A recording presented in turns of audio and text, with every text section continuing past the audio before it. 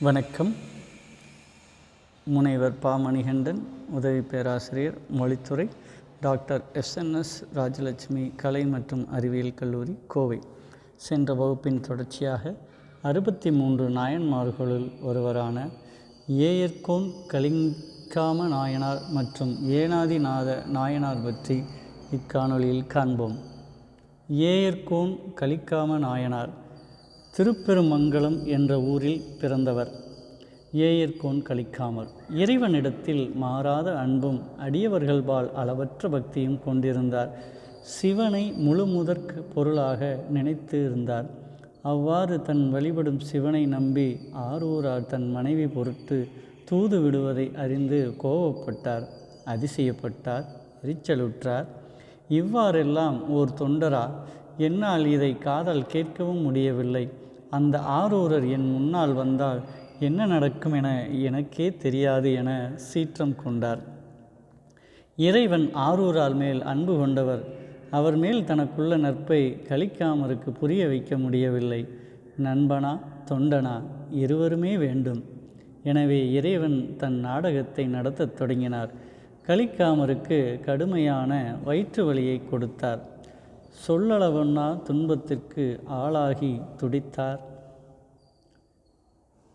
அப்போது பெருமான் தோன்றி, உன்னை வருத்தும் சூளையை ஆரூரார் வந்து தீர்க்காவிடில் உன் சூளை நோய் தீராது என்றார். அதை கேட்ட கலிக்காமர் மீண்டும் கொதித்தார்.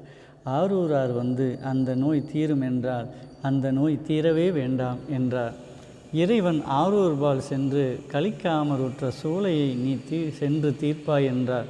இறைவன் ஆணையை ஏற்று தான் வருவதை சொல்லி அனுப்ப, ஆரூரார் என் சூளையை தீர்க்க வருவதற்குள் நான் மாய்வேன் என, வயிற்றை கத்தியால் கீறிக்கொள்வேன் என கூறி குத்த அவரது உயிர் பிரிந்தது. ஆரூரார் வந்தார். கலிக்காமரின் மனைவி உயர்ந்த அடியாரான அவரிடம் தம் உணர்ச்சிகளை காட்டாமல் எதிர்கொண்டு அன்புடன் அழைத்தார். தான் கலிக்காமருடைய நோயை தீர்க்க வந்துள்ளேன் என்றார். அவர் மனைவி அவருக்கு எந்த துன்பமும் இல்லை, அவர் உறங்குகிறார் என கூற, எப்படியாயினும் நான் அவரை பார்க்க வேண்டும் என வற்புறுத்த, குடல் சரிந்து இரத்த வெள்ளத்தில் கிடந்த கலிக்காமரை அவருடைய மனைவி காண்பிக்கிறார்.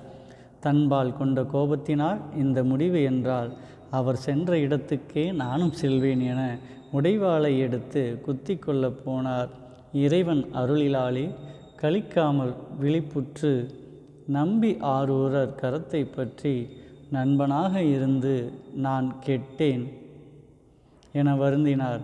நோய் நீங்கி இருவரும் திருப்பூன்கூரில் வழிபட்டு சில நாள் அங்கிருந்தனர். இறைவன்பால் கொண்ட இரு தோழர்கள் எதிரெதிர் துருவங்களாக கோபப்பட்ட சூழலில் அவர்களது கோபம் தணிந்து மாறிய விதம் இறைவனது அற்புதமே ஆகும். ஆரூரார் திருவாரூர் சென்று ஏயர்கோன் கலிக்காமர் இறைப்பணி தொடர்ந்து சிவனடியை சேர்ந்தார். ஏனாதி நாயனார் கும்பகோணத்தில் தென்கிழக்கில் 6 கிலோமீட்டர் தொலைவில் உள்ள எய்னூர், தற்போது ஏனநல்லூர் என்ற ஊரிலே ஏனாதிநாதர் பிறந்தார். ஏனாதி என்றால் படைத்தளபதி என்ற பொருளாகும். மன்னர்களுக்கு போர் பயிற்சி தரும் பணியை மேற்கொண்டார் ஏனாதிநாதர். அதில் வரும் வருமானத்தை கொண்டு அடியவர்களுக்கு வேண்டியவற்றை வழங்கி வழிபடுவது அவரது கொள்கையாகும். ஏனாதிநாதர் வாள் வலிமையும் தோல் வலிமையும் அஞ்சா நெஞ்சமும் உடையவராய் திகழ்ந்தார். ஊரில் வாள்படை பயிற்சி கூடம் அமைத்து பயிற்சி கொடுத்து வந்தார். திறமையான பயிற்சியால் செல்வமும் செல்வாக்கும் பெருகியது. அவர் பெற்ற செல்வமெல்லாம் அடியவர்க்கே பயன்பட்டது. அவர் புகழ் அதிகரித்தது. பகைவர்கள் உட்பட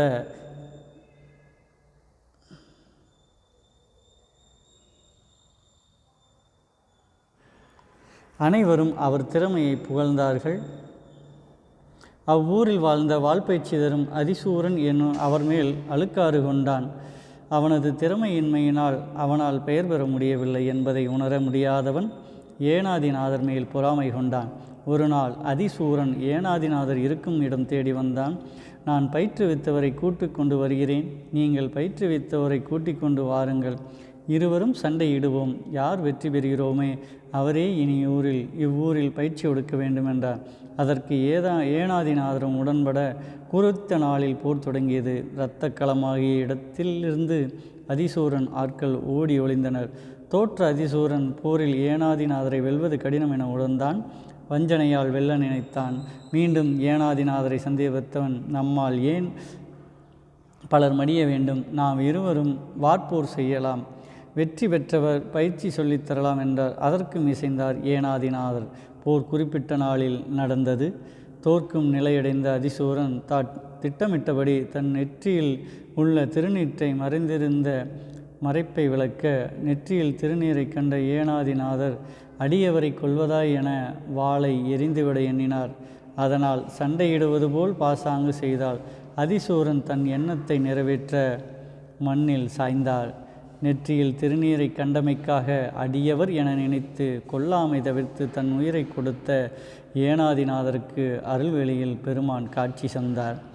ஏனாதிநாயர் சிவனடியார் மூலம் திருநீர் மகிமையை உணர்தல்.